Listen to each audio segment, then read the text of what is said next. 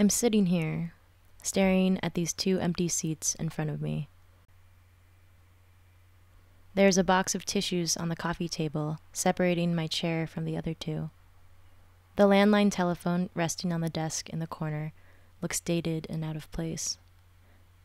Next to the desk, I can see a framed map of the United States on the linoleum floor, propped up against the wall. I'm staring at these oddly spaced objects, who are staring back at me, and I begin to feel like I'm one of them. I check my cell phone for the time. It's been forever. It's actually been 2 minutes.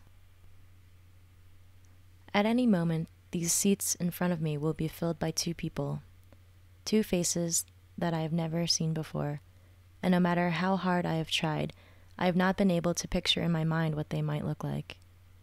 I wonder if I will see me in them. My hair, my eyes, my freckles, my nose that will finally be matched. But my ears won't be able to understand their voices, and my broken Korean won't be able to communicate to them all I want to say.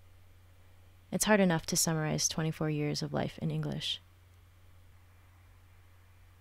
It's been almost a year since I left New York to move to Korea, and each day since, I've wondered if any of these people I see on the street, in the market, on the bus, are my relatives.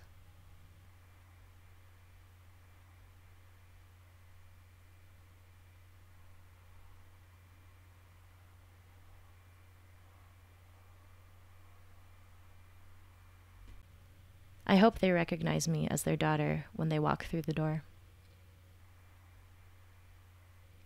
The first voice I hear as they enter the room is my mother's. I'm sorry, she tells me. And although I've only learned a small amount of Korean, I know enough to understand what she's saying. Later on that day, we left the adoption agency together to go to a restaurant nearby. My mother and I sit next to each other in the back seat of their car. We smile at each other nervously, and I breathe in the silence. She takes my hands in hers and turns them over to trace the lines in my palms with her finger.